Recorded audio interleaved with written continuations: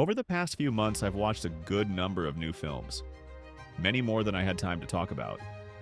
Some of them I loved, others didn't quite work for me. And since I know many of you often wonder which ones are really worth adding to your watch list, I thought I'd share a quick and honest take on each.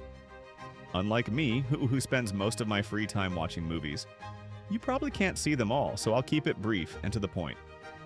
For each title, I'll summarize the story, without spoilers, share the critics and audience scores, and tell you whether I think it's worth your time.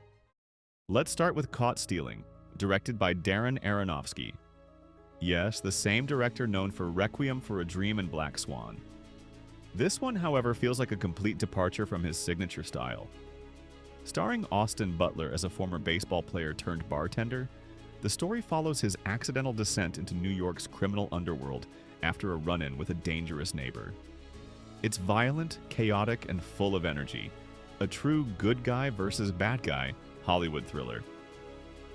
While it lacks Aronofsky's usual psychological depth, it's entertaining, brisk, and even a bit humorous at times. I found it satisfying overall, and not profound, but fun enough to keep me hooked. Next up is Eddington, a film by Ari Aster who's best known for Hereditary and Midsommar.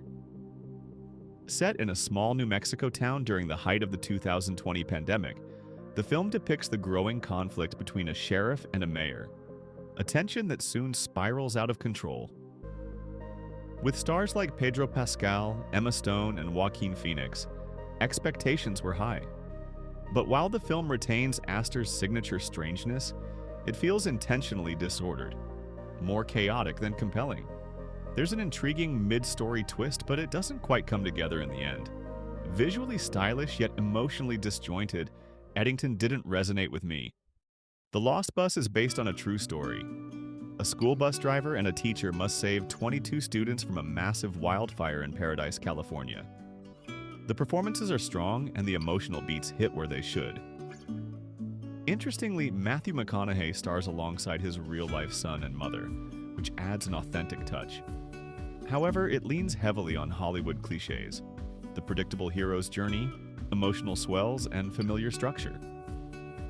The shaky camera work bothered me at first, but I eventually got used to it.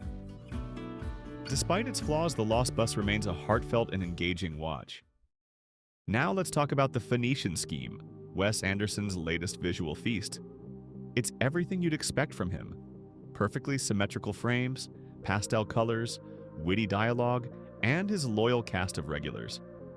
But this time, something feels off. While the film is visually stunning, the story doesn't engage on an emotional level. It's polished but hollow, like a beautifully wrapped gift that's empty inside. I love Anderson's world building, but this one felt too detached to truly connect. Together is a small-scale horror film with an intriguingly personal touch.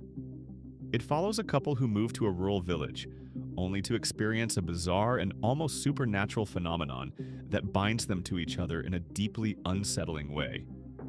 What's especially interesting is that the film stars real-life couple, Alison Brie and Dave Franco, who also directed it. Their natural chemistry gives the story an intimate, believable tension.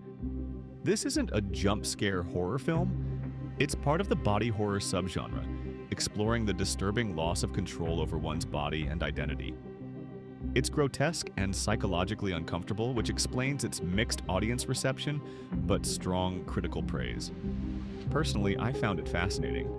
The symbolism about relationships and codependence, how two people can slowly merge into one and lose their individuality, is both clever and haunting. It's not a family-friendly film, but for those open to deeper psychological horror, Together is definitely worth watching.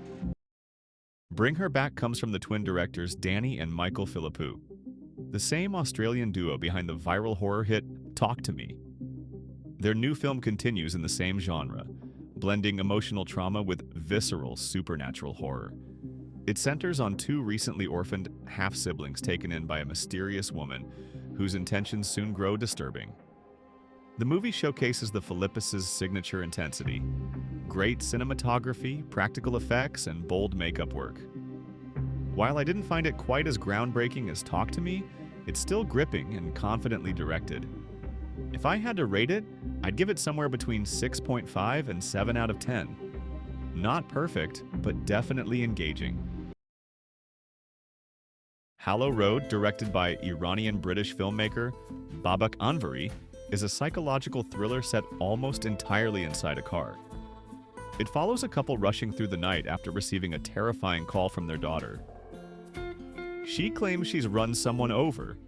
The film masterfully builds tension through its confined setting. About 90% of it takes place inside the vehicle.